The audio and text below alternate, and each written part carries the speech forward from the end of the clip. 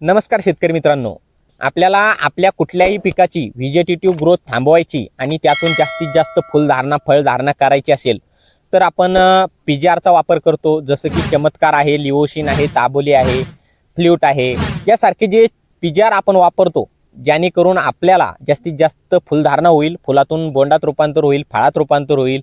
मिरची असो, वांगी असो, टमाटर असो, कापूस असो, तर यामध्ये आपण या पीजीआरचा वापर करतो। आज आपण जे पीजीआर बघतोय जे की बायर कंपनीचं इग्निटस आहे, ब्रँडेड कंपनी आहे, त्याचं हे प्रोडक्ट आहे इग्निटस।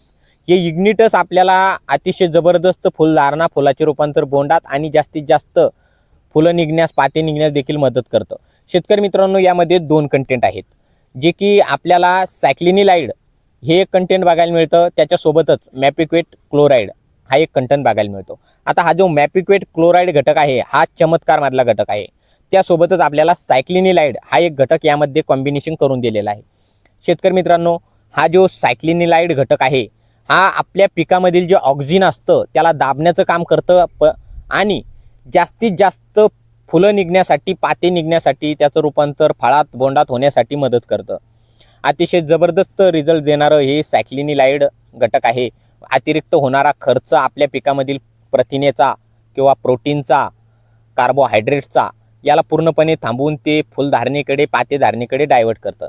शेतकरी मित्रांनो, यामधील जो दुसरा मॅपिक्वेट क्लोराइड घटक आहे जो की चमत्कारमधील आहे, आपल्याला माहितच आहे की आपल्या पिकाची व्हेजिटेटिव्ह ग्रोथ म्हणजे दोन फळ फांद्यामधील अंतर, दोन फुलामधील पात्यामधील अंतर कमी करण्याचं काम करतं। शेतकरी मित्रांनो, हे कमी करण्याचं काम करतं आणि सायक्लिनिलाइड कमी झालेल्या अंतरात जास्तीत जास्त फुलं निघण्याचं काम करतं। त्यामुळे आपल्याला नक्कीच चमत्कारपेक्षा जास्त फायदा या इग्निटस या पीजीआरचा होणार आहे। त्यामुळे आपण याचा वापर नक्की करून बघा। ज्या शेतकऱ्यांनी केलाय त्यांनी कमेंटमध्ये कळवा की त्यांना याचा अनुभव कसा आला। शेतकरी मित्रांनो, याचा वापर करताना प्रति एकरासाठी 80 ml आपल्याला याचं वापरायचे आहे। आता प्रतिपंप आपल्याला 8 ml प्रतिपंप वापरायचे आहे। जर आपण एक एकर क्षेत्रामध्ये 10 पंप करणार असाल तर 10 ml तुम्ही वापरू शकता किंवा तुम्ही 8 ml प्रतिपंप याचा वापर करा।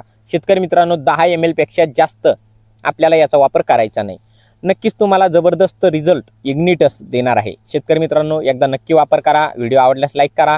आपल्या चॅनलला जर आणखी आपण सबस्क्राईब केले नसेल तर आपण सबस्क्राईब नक्की करा।